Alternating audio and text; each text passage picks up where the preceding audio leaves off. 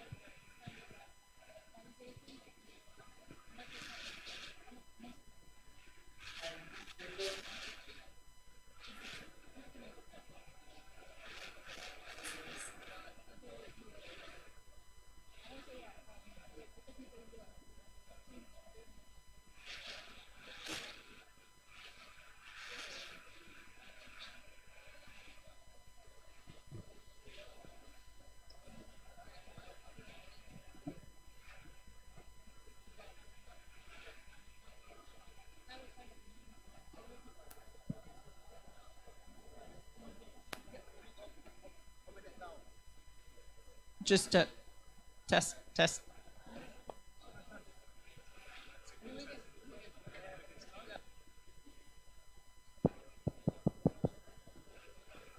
Hello there. So, good morning once again. Thank you for joining us. So, we're just about to start our session.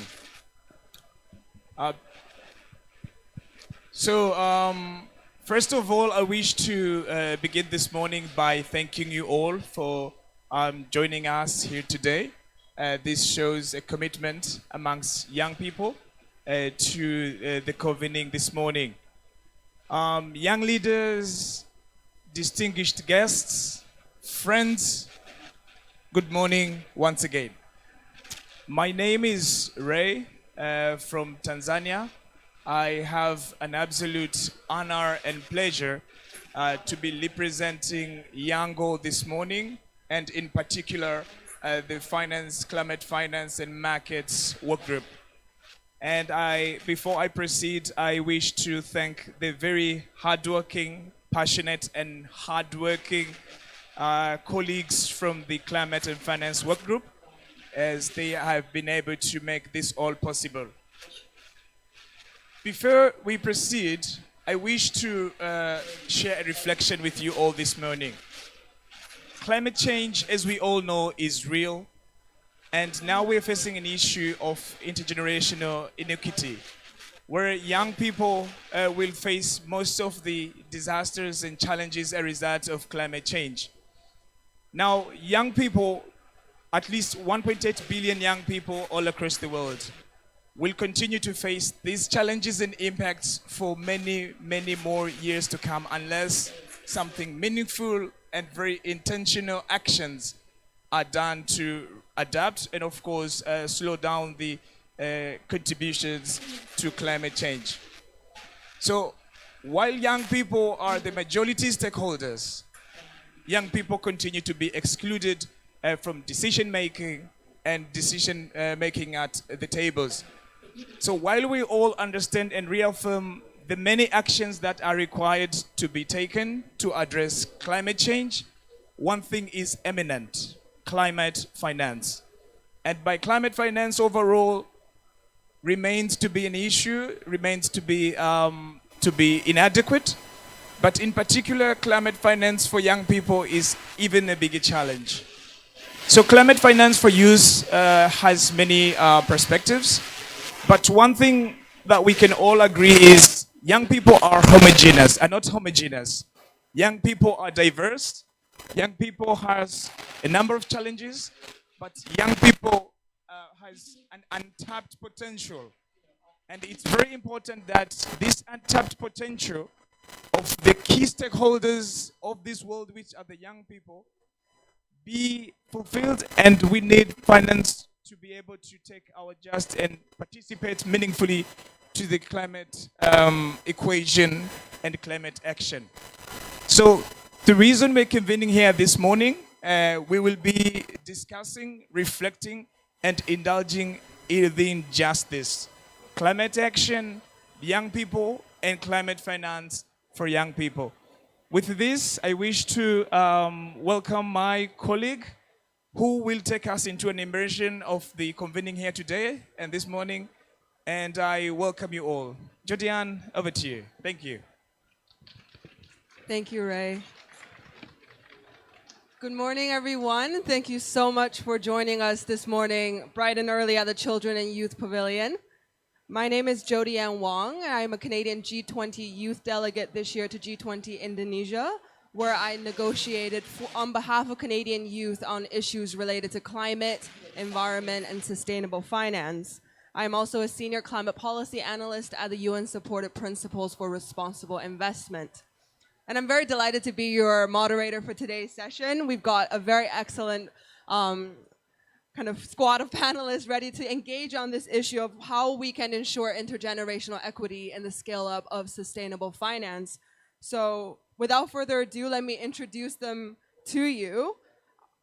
First, we have Dr. Jessica Omakuti, who is a research fellow at Oxford Net Zero and a member of the UN high-level expert group on the net zero emissions commitments of non-state entities. To Dr. Omakuti's left, we have Julie Siegel, who is a senior climate finance manager at Environmental Defense and an associate of Youth Climate Lab. Next, we have David Carlin, who is a founder of Cambium Global Solutions. And last but certainly not least, we have Vadim Kuznetsov, member of BRICS Youth Energy Agency and the regional focal point for Europe for the SDG 7 Youth Constituency by United Nations Major Group for Children and Youth. Before we start, just 3 quick housekeeping items. The run of the show today will be, the panelists will chat for about 20 to 25 minutes, and then we'll leave room for an open Q&A interactive discussion with the audience for the second half of the agenda. And each panelist, to save time for that interactive Q&A, I would like to ask that we keep our answers to each question about 2 minutes, if that's okay. And the last thing I want to say is the sustainable finance space has grown significantly over the past couple of years. And it has, with the rise of sustainable finance discussions, there's also been a lot of jargons and acronyms riddled into the discussion, making it quite inaccessible sometimes for members of the community who are not directly within the finance space. So we want to make sure today's discussion is as accessible as possible.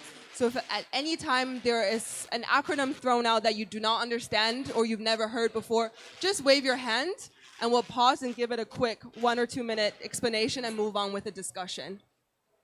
So without further ado, let's get started.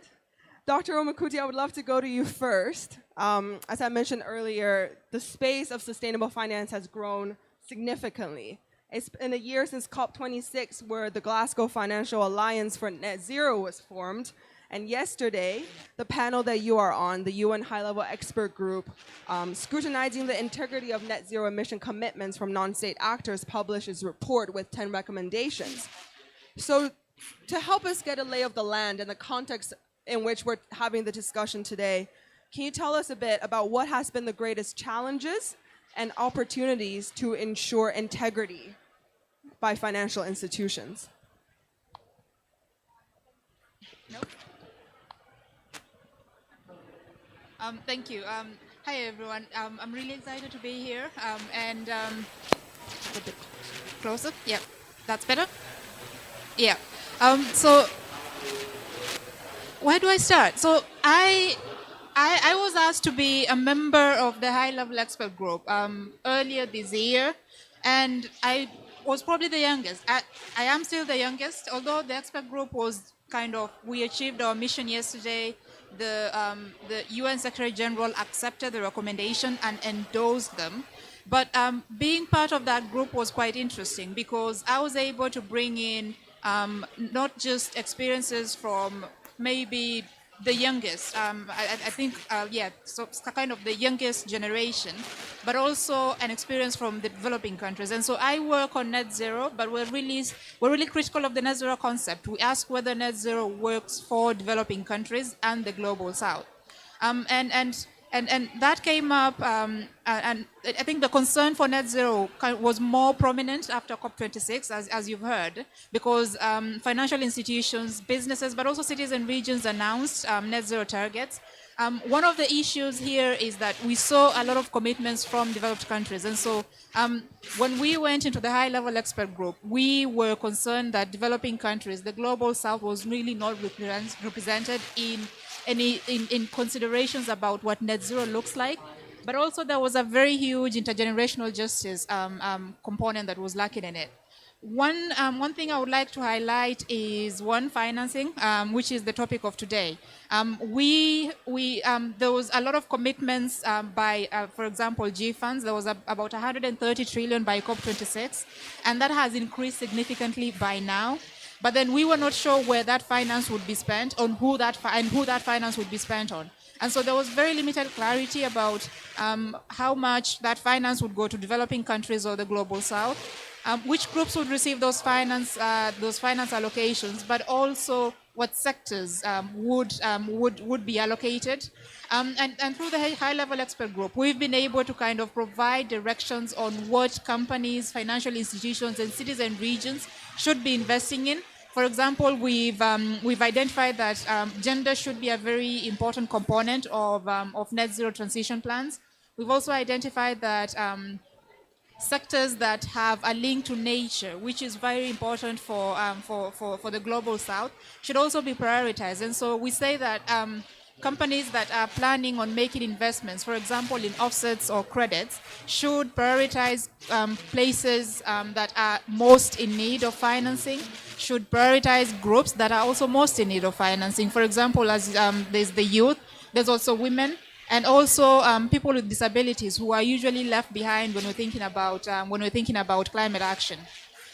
One other thing that we're seeing come out from conversations on net zero is, and this I'm really proud of this, is inclusion of youth voices in boardroom discussions, corporate discussions on how net zero should be structured.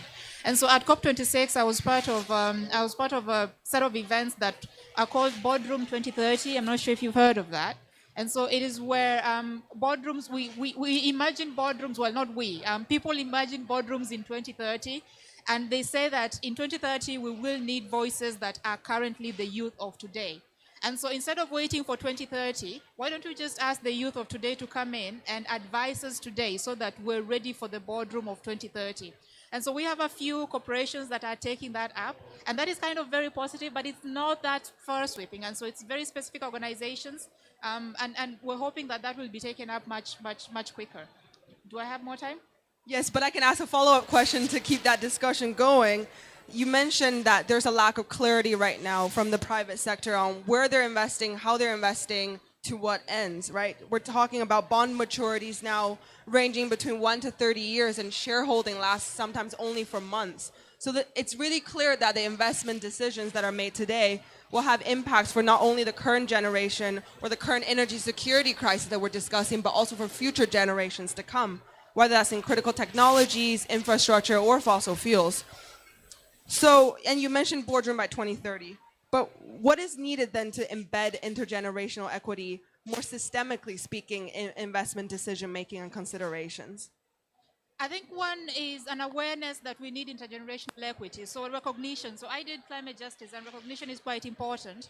We recognize that we need voices of the future in the present. And then once we've done that, we have to go further and make sure that the voices that are into these spaces are heard, because you know what you'll need for 2030 or 2040. But also we need processes that allocate responsibility equitably. And a very good example is responsibility for carbon sinks. And so we're investing a lot in permanent and temporary carbon sinks, with the expectation that you or your children who will be born in 10 or 20 years will be responsible for maintaining those things. And so ensuring that responsibility is equitably allocated, and making sure that future generations are not taxed for the actions of the current generation and the past generation is quite important. And so the high-level expert group actually puts those considerations into recommendations. And so we talk about what investments should look like in carbon removals, but also we talk about what companies should be thinking about when they're thinking about reporting, transparency, and goes into governance and accountability too. Yeah. Thank you so much. I will now go to Julie really quickly for the next question, just building on what Dr. Umakudi has just said. The UN Special Rapporteur on Promotion and Protection of Human Rights recent report highlights that there's a serious disconnect between those that continue to support the fossil fuel economy, which can include corporations or institutional investors, and those that are most affected by the impacts of climate change, which includes youth. So my question is, how do we then bridge this gap between the spaces of youth climate action and sustainable finance, while in this process putting intergenerational equity in the center? Thank you, Jody Annis. This mic's super. So, I mean, I'm so glad that you named a disconnect there, because that's really what's happening. Inequity of all kinds, inequality is the root of the climate crisis, because it's separating those who are powerful from those who are vulnerable, those who are making decisions to continue funding fossil fuels, pollutants that are damaging our climate, and those who are going to bear the burden of it, whether it's future generations or a division between global north and global south. So, now moving into, the different kinds of finance and how finance plays a role in that. A lot of the conversation outside of this room here at COP is about loss and damages, delivering on $100 billion that was promised from wealthier countries to less wealthy and more vulnerable countries. What we're talking about here is specifically investment, private finance, right? To take a step back there. And the global financial system was not designed to advance climate equity, to advance equity of any kind, to advance climate action. The financial system at its core is for profit, efficiency, and there's a lot of, certainly positive things that can come out of having a transaction in a market function in our economy, but it's not the root. It's not the goal to advance equity and climate justice. So we need to kind of broaden our perspective when we're talking about private climate finance, when we're talking about kind of connecting that intergenerational equity and sustainable finance, to think, how do we need to change the financial system? What needs to happen here? One key point, a lot of the focus to date has been on disclosing emissions or disclosing the impacts of what an investment is having. And we're really at a point we have to move away from that to talk about alignment. And that's what the high-level expert group report, the net zero guidance, is talking about. How do we stop just saying what we're doing and we change what we're doing for positive action to make sure that we're aligned with keeping warming below 1.5 degrees. I can perhaps pause there and pick up on it later. Yeah, hello? Just on that point of changing the system. Am I getting feedback? Check. Okay. Just on that point earlier about changing the financial system and the way that we're thinking with a systemic approach, we often hear the word an enabling policy environment, right? Policy as a role to shift investors' thinking and to create that policy environment for them so as to unlock the financial system-wide transformation towards what we call sustainable outcomes. That's a mouthful to say. So can you just kind of distill that for us a little bit? What does it mean? What is the role for policy here? Can it play a role in helping to kind of promote system-level transformation? Happy to cover that. And when we're talking about policy for the financial system, what we really mean is accountability. Moving back to the conversation about disclosure versus alignment. A year ago at COP26, as we mentioned, multiple financial institutions signed on to the Glasgow Financial Alliance for Net Zero to talk about how do we actually move to net zero. But just a few weeks before this COP, that voluntary commitment body distanced itself from the UN-backed science for what it means to net zero. So we've seen calls coming forward, like from this report that my colleague Jessica was involved in, saying, no, here are the firm rules, that mean a credible net zero climate commitment. So that's a really important baseline, but we're still missing the question of accountability.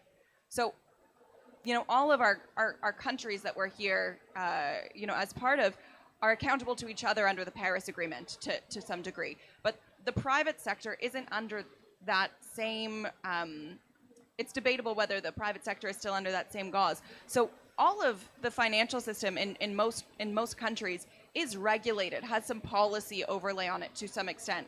So now is the time for us to include climate under that remit to make sure that the financial system is serving the benefits of intergenerational equity, international equity, and climate action.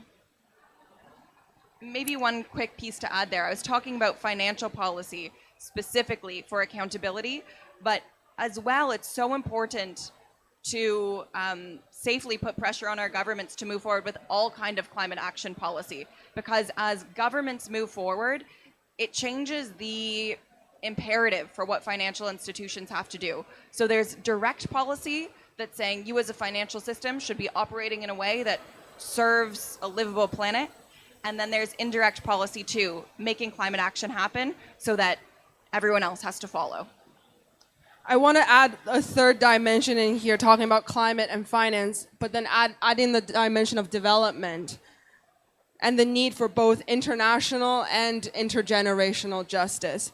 So I would like to go to Vadim for this question. For BRICS countries and the broader developing economies as a whole who lack the finance yet have the greatest output capacity for climate mitigation and or adaptation and building resilience, what is then needed from your perspective to ensure that sustainable finance flows within and to the global south is aligned with broader development and climate goals? Yeah, thanks a lot for bringing this up. In fact, we are now finding ourselves amidst a paradox situation when we have the global north where finance is mostly concentrated, and we have the global south where finance is mostly needed, but where it is lacking.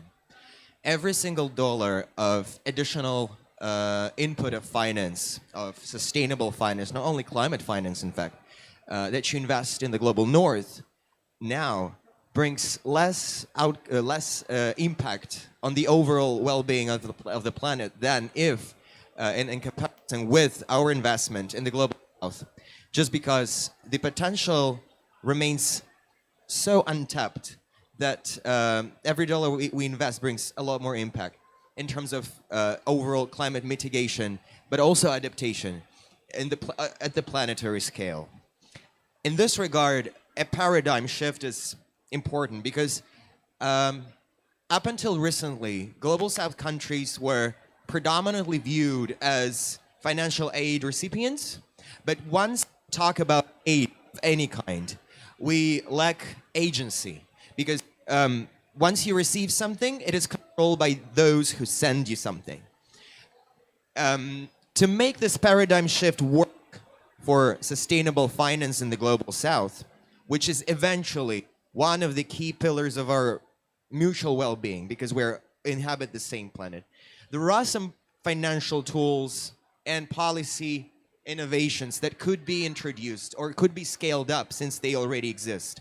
Just to outline this very briefly, to give you a quick overview of what also us at G20 Youth Summit, what we thought could be useful.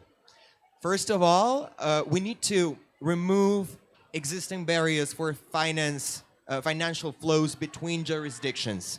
Because once we talk about global south countries requiring more finance for sustainability projects and climate-oriented projects, we oftentimes think of global north giving something to the global south. In fact, even within the global south, there are now financial powerhouses that are capable of creating horizontal lines within others in the same, let's say, in the same dimension. Also, emission trading systems is an example.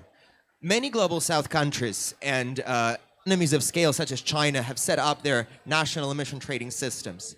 Why don't we think of integrating them in a way that exchange of carbon units is facilitated and becomes easier for those who are ready to do that, so that finance flows within carbon-intensive jurisdictions, and helps mitigating those things that are currently outlined as priorities for that or that region or industry. Next point, something on contingent debt liabilities. It is an interesting point since some countries, by attracting finance for climate and sustainability needs, might not be able to pay them back at the right time in the given time frame. And we do not want to make sustainable finance a punishment. In this regard, contingent debt liabilities could be an answer just because they are linked, this type of policy is linked to an unwanted event that might occur, such as natural disaster, such as, so events of this type. And if this occurs, the investor knows that we are not going to request it back right now because this country is just unable to pay, and we do not penalize this sort of inaction because it is justified, and it depends also on natural disasters. So in this regard, there are some policy tools that currently might be scaled up and implemented, but one of the key areas of tension regarding that is the paradigm that I briefly mentioned, is the paradigm of Global South being a mere recipient of finance aid, which is not like this anymore. It doesn't work like that anymore. And us sticking to that paradigm might be the main hurdle.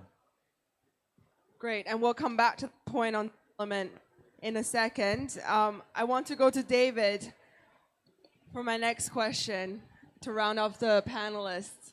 We heard a lot about accountability and transparency and needing more clarity.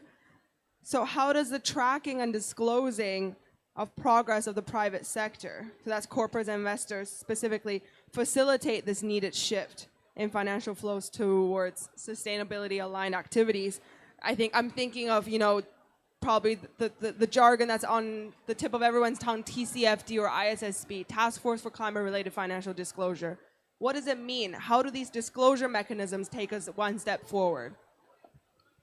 So I think you said that really well with the idea of one step forward. And when we think about the creation of some of these climate disclosure standards, you had mentioned Task Force on Climate-Related Financial Disclosures that had been put together by the G20's Financial Stability Board back in 2015, when it then issued its recommendations in 2017. The idea was really a very market-driven view that if everyone has the right information about climate and climate risks, we'll make better decisions. We won't be underpricing climate risks. We won't be pushing risks into the future that are going to compound and get more severe. We need to be operating from as clear a perspective as we possibly can. And I think that that is really the key, and the idea here is not just that this is a reporting and disclosure exercise, but that this is an informational exercise. Those who have that information and use that information are going to be the ones to make better decisions and to thrive. And ideally, through that marketplace of exchange, those that are managing their climate risks better, those that are taking advantage of climate opportunities, will be the ones that are successful. But I do want to stress, getting back to that point, that it is one step, because disclosure alone, even the use of those disclosures, is only part of the puzzle. We know that what has to happen is really a three-part connection between risk management, climate alignment, and financing of both mitigation and adaptation. And the financial sector is not off the hook when it manages its own risks. It's not off the hook when it commits to net zero. It's not off the hook when it puts together a sustainable finance framework. Each of those pieces is intersecting and interlinking. And so we don't have the time to wait for perfect certainty, for markets to work these things out. We need the efforts of governments and the private sector. We need to look at innovations like blended finance. We need to be thinking about ways to consider how this systemic change takes place. And I think it's once we realize that it's not just enough to do a good report, it's not just enough to set a good target, but that each of these things are not sustainability items, but they're strategic items, and they sit at the heart of what a financial institution should be doing in the 21st century and needs to be doing if they're going to be promoting a resilient and sustainable and equitable future. And to build on that, I think one of the issues that we're facing when it comes to disclosing this information at the moment is that different jurisdictions mandate different types of disclosure. And since COP26, there's been conversations happening around the International Sustainability Standards Board that hopefully builds a baseline. So could you tell us a bit more about why is there a need to harmonize these standards, and what do we do in jurisdictions where maybe ESG regulations or guidance or disclosure guidance has not really been at pace with the speed of the overall movement? Yeah, it's a terrific question because it's something that is so unbelievably timely and topical. Just yesterday, the International Sustainability Standards Board, called the ISSB, which was created at COP26 and aims to harmonize disclosure standards for climate and sustainability. They, along with CDP, which formerly was the Carbon Disclosure Project, which is one of the places where companies can submit their emissions for better tracking, they have now announced in the CDP disclosure that they will be following the ISSB guidance. And so this coalescence of global standards, sorry, cut out for a second, it is really important because fundamentally it seems like it's a very dry topic, but when we really think about it, we need to be creating the right incentives in each part of the world. We're talking about a globalized world with global supply chains and global financial institutions. And so what this means is we need to be speaking a common language when it comes to how we measure our risks, how we account for our emissions, how we consider the financing that we're providing, what is really green versus not. And so when we do that, and we do it in a coherent way, we facilitate that cross-border, that international, and that global connectivity, which is so important. I would also say the last piece on this, which is that I think it's really essential and really critical to see not only that standards are coalescing, but that those that are in places where those standards maybe haven't yet been developed can learn from and get up the curve faster from the work that is being done. And I think a wonderful example of this actually is in the development of the Task Force on Nature-related Financial Disclosures. I've worked with some of my colleagues who have been supporting the TNFD, and one of the big things is how do we learn from the framework of TCFD? Same with the work on the International Sustainability Standards Board. How can we learn from what's come before to build that coherence and get up the curve? And the same applies in places that have not yet mandated disclosure, that have not yet assessed what kinds of climate risks they face. We can learn from each other, and I would say more than that, we need to learn from each other on these topics because we have to move faster, and we're going to have to be figuring these things out as we're taking the actions that we need to take. Thank you, David. I just wanted to open up to the panelists if anyone wants to respond to anyone's intervention earlier before we open up to the Q&A. Sure. So just a story. You've heard, if you follow climate finance, you've heard the stories of 100 billion developing countries, and then there's private sector investments that will unlock the trillions, and where the narrative is the same. You know, there's the need for greater finance commitments from developed countries. There's also here at the COP, there's discussions about how to encourage investments, and the high-level expert group recommendations kind of narrowed in on that. But we just completed some work that found that corporations in Africa, some of the we kind of tracked 250 of the largest publicly listed companies, and we found that half of those had emission commitments. And that sounds normal, you know. Companies are committing towards reducing their emissions. But within those commitments are commitments to finance climate change, to finance protection of forests, restoration, to finance renewable energy. And here you find the most interesting thing is that almost half of those institutions were financial institutions. And so if an institution is committing towards financing restoration of forests, financing renewable energy, then that is an opportunity to direct that finance towards climate action. But the problem is, here's a disconnect. The youth are not investors. And so most companies are more accountable to their investors. And unless you're really wealthy here, I don't think you've invested in any company so far. And so those financial institutions that are making commitments are not accountable to you. You're a client, you're buying their products, but they're not accountable to you. And so we should move to a point where institutions are accountable to both their investors but also their clients, because they do make a lot of products for the young people. I remember I used to be marketed, savings accounts for young people 18 to 35. And so as an investor and also as a client, I think companies should start kind of creating products, no, not really products, kind of making commitments that are both transparent. And so we'll have mechanisms that require these companies to be transparent, and as clients, you should be holding these institutions accountable and asking them, you committed to this, so tell me about that. But also, you making decisions on which company to engage with, based on how well they're performing against their net zero standards or their net zero commitments. I hope that makes sense. It's kind of a movement thing where we're saying that we'll ask more of them because we're not their investors, but we're their clients and they owe us. Yeah. Maybe just to say one more thing, building on that, because I think it's a terrific point, and speaking directly to those here as well as listening in, I think there's a lot of discussion, especially post-global financial crisis, about for financial, maybe, can I swap with you? This one seems better.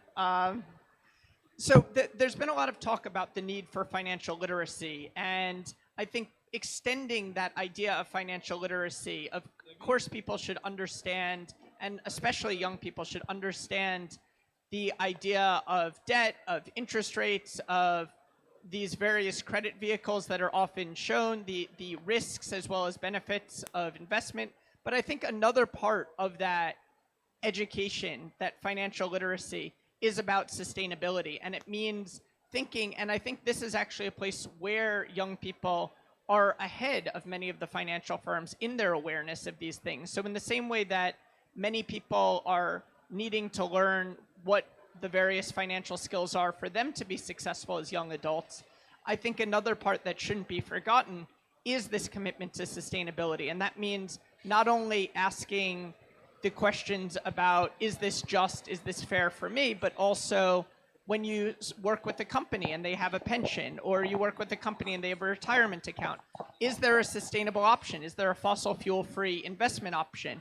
Also, when you work with getting your first credit card or your first bank account, what is that bank doing on financing fossil fuels? What is that credit card company doing on supporting resilience in the local communities where it's operating? These are questions that I think you are better than almost anyone from a generational standpoint at knowing that need to be asked. And I think it is a place where we as younger people can empower ourselves. So as we learn about finance, as we learn about how to make financial decisions, I would say we can also teach and we can also demand that these products, that these services, that these institutions live up to the standards that we have, because we are the consumers both of today and increasingly of tomorrow. Thank you, David and Jessica, for that intervention. I'm conscious of time, so I want to open the floor up for any questions from the audience or any comments on what was said on the panel.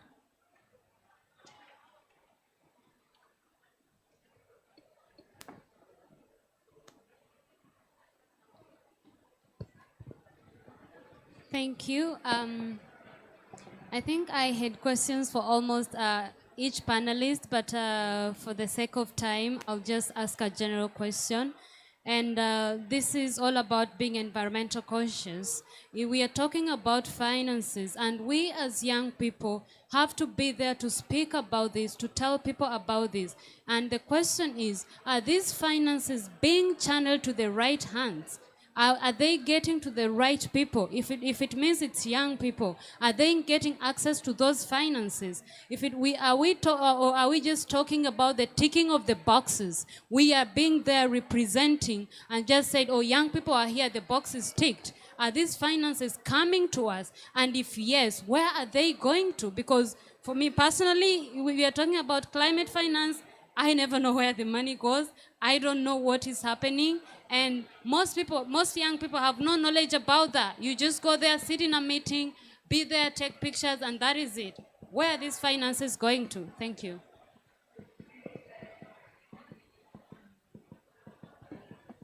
I'm happy to start since I have the mic in my hand, and then I'll pass it to a colleague who's keen to join in. But that's a perfect question because there's a huge gap of funding for young ideas, young innovation. There's 2 points of it, right? If our current financial system gives power to shareholders, young people aren't coming with exorbitant wealth to put in and have that control. So we need to question who they are accountable to. The other question is finance flowing out.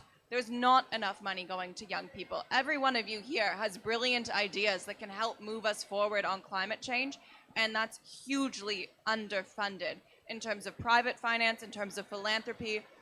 And then the last question is representation, right?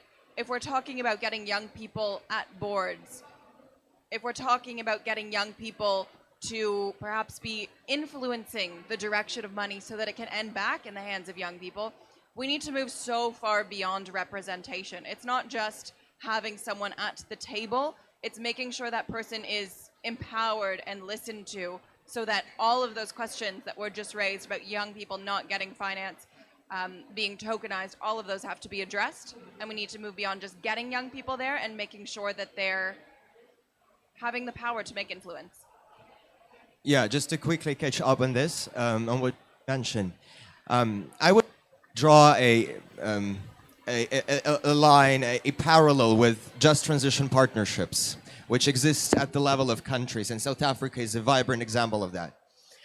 Now the key message behind just transition partnerships is co-management of finance that is assigned to projects within such partnership. It's not only your donor who decides how and what you spend and what are the time frames for that to be spent. It's also you as the entity, as the country hosting this finance and receiving this finance, designing its future implications.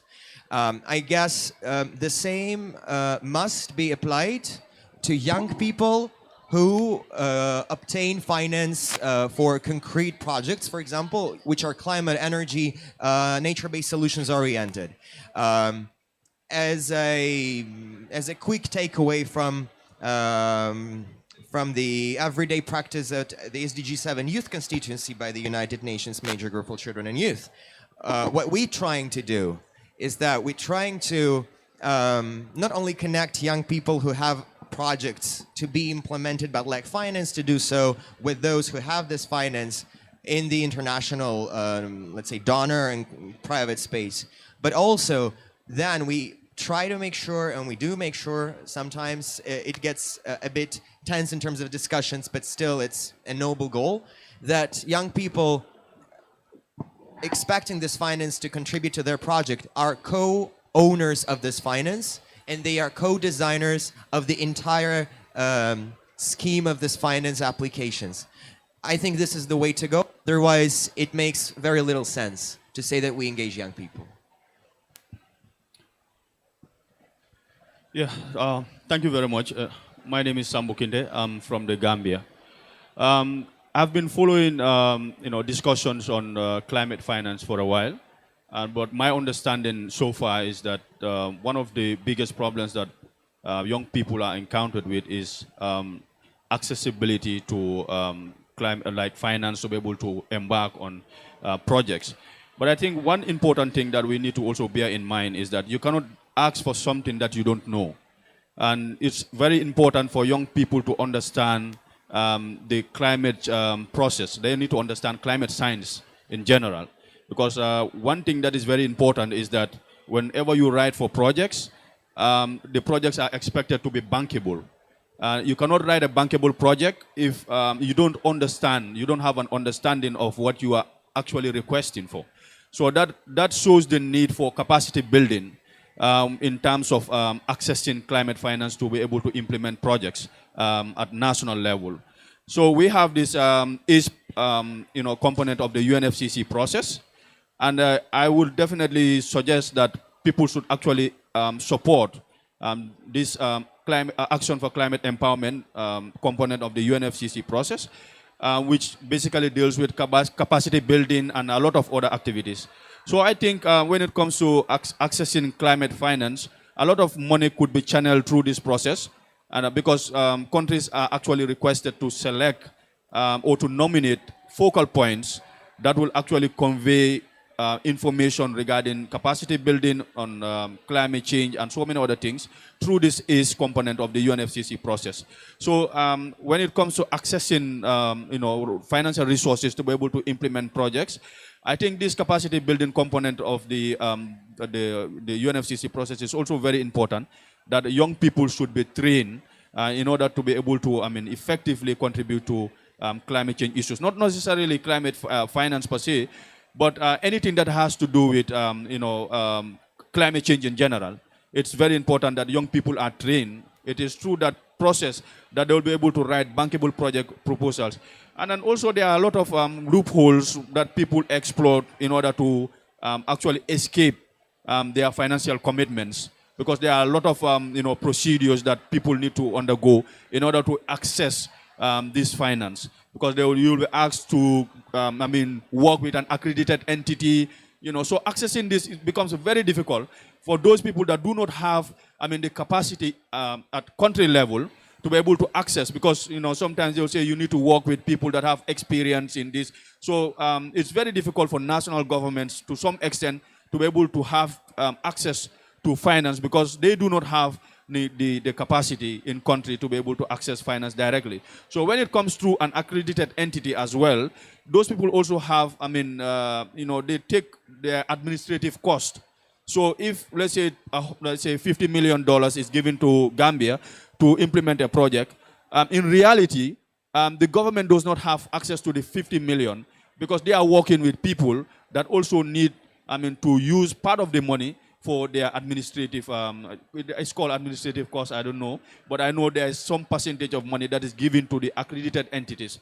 So in reality, it does not become, the 50 million that is claimed to have been given to a particular country, because they are working with people who also have their staff, who have their existing structures, and then they will also need part of the money to be able to implement the project. So thank you very much.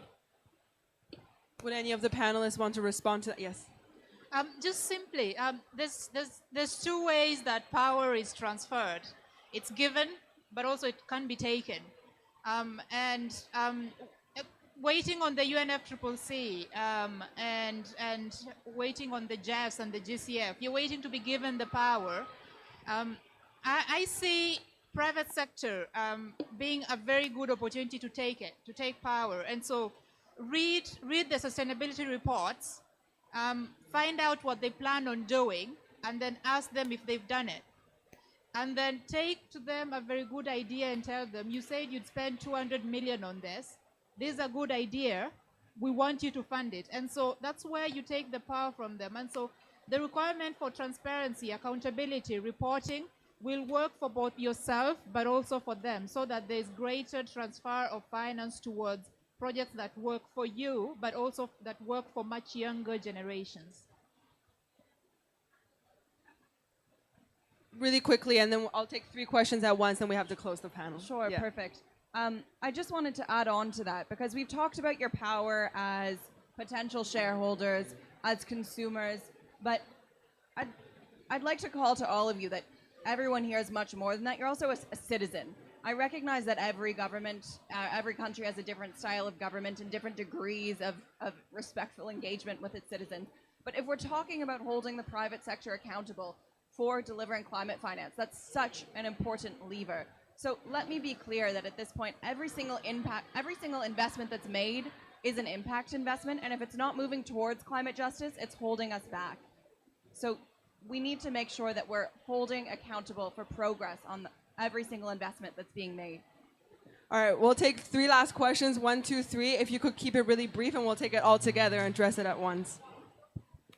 I appreciated what you said about taking the power. I wanted to propose a question to you all about, we're talking about being shareholders and being constituents, but we're talking about like accountability for decisions in these spaces. But do y'all see a future of youth making decisions for finance, for climate finance, like actually making the decisions, youth making the decisions to fund youth, like some sort of fund that allows youth to make the decisions ourselves? Is that even possible? Some sort of fund that allows youth to make decisions for ourselves. Thank you. Hi. I don't come from a finance background at all. I work with young people who are very passionate about like climate action and nuclear disarmament. So I guess my question is more like a practical advice.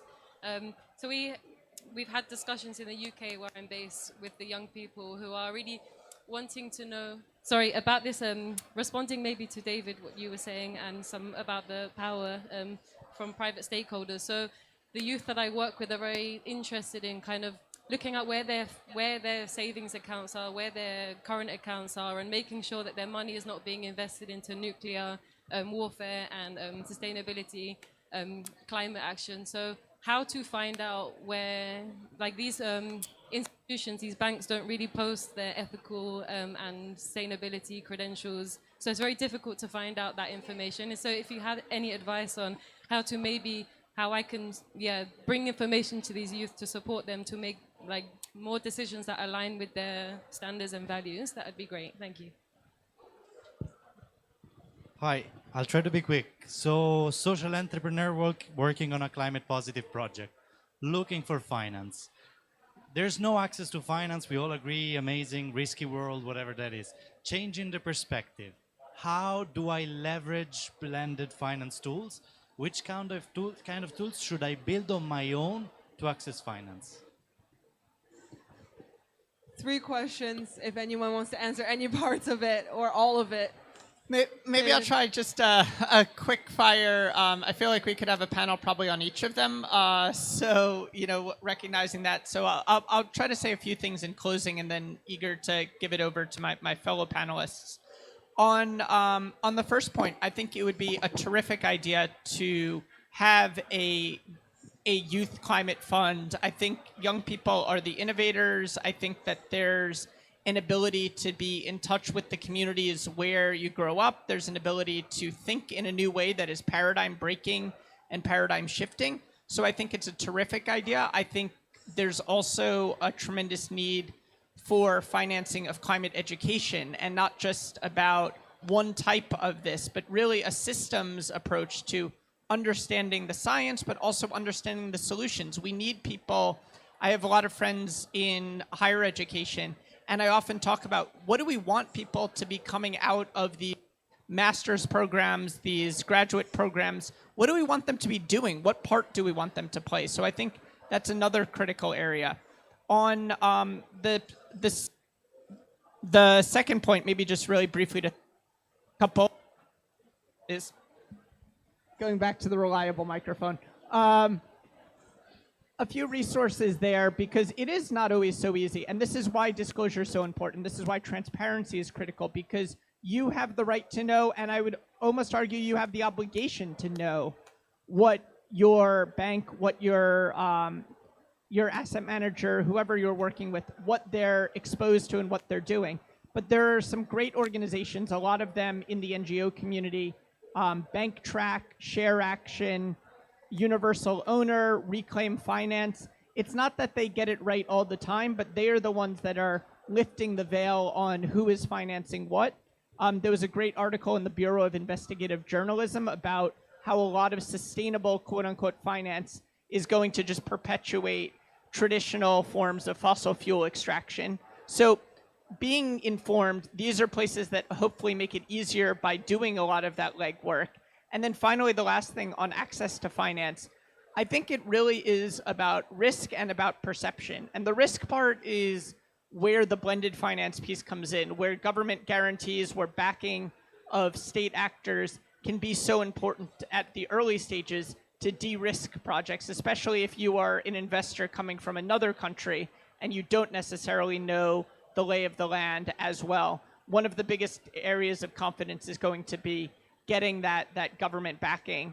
Then finally, I would say on the other part of climate finance and scaling this, I think it's really critical to change the perception. We are going to need to be financing a different world than we were. That world may have more risks, it may be more early stage, but it's also going to be more vibrant and innovative. But I think continuing to push that educational message and that knowledge, both to investors as well as others who control capital, is going to be part of the shift as well. So sorry if that was too long, but hopefully I can hand off to someone else with thoughts. If anyone else wants to give really quickly, because we have to close the panel. If any. Yeah, just a quick remark on the question on financing nuclear. In terms of financing energy sources of the future, we do need to shift away from assessing emissions only, because if emissions is the only factor that we assess, we might end up following things that lead us to an impasse. And I'm not referring only to nuclear, which, for instance, has an issue of post-cycle storage of nuclear waste. But it also concerns renewables in terms of critical minerals extraction. In many parts of the world, mining sites are not compatible with ESG metrics of any sort. And in order for us to make sure that these renewables, for instance, are really green, not only at the moment when they get to the end consumer, once it produces no CO2 emissions, wow, it's green.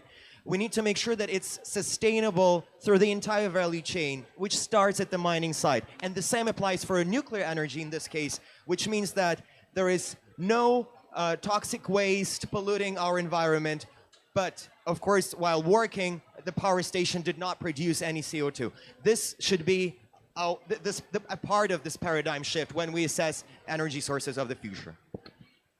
Great. That has been a really fruitful discussion. I think we can go on for a couple more hours if we wanted to. But the panelists, we might hang around for a bit afterwards. Feel free to just keep the conversation going around the pavilion. I want to extend my thank you to all the panelists for joining us today, and I want to pass it to our rapporteur, Duncan, to give a wrap-up closing remark and the next step that we'll take following this panel. Okay, thank you for giving me the opportunity to meet these great panelists, and Jody Ann, you've done a great job to this big group. To a quick one, as a Pan-African activist, the interest of the children is coming to be seen, and the children are getting to be so disturbed. If you look at whatever is happening all across the globe, we are at a position that we can realize there is change, and the climate is really impacting more so on the children and the mental health. Now, to quickly wrap up, this is coming that the interest of we as the youths, we want to fight for and advocate for children and the young people to be having access to funds, and probably to whatever our panelists have put across, it is indeed that we need to put the negotiations across. By the time I was meeting the group of negotiators from Africa and the chair of the UNFCCC, this was something that wasn't into consideration. But once we raise our voices, I want to believe that it will come out clearly. Thank you all for listening to these great discussions, and back to you, Jody Ann. And as part of the output from this panel, we don't want the discussion to just stop here. So amongst the co-organizers, we'll be compiling notes and discussion points from this session into a recommendation write-out that we will want to send to financial institutions and standard setters coming from youth on what needs to be done to ensure intergenerational equity in sustainable financing. Thank you so much for joining us this morning.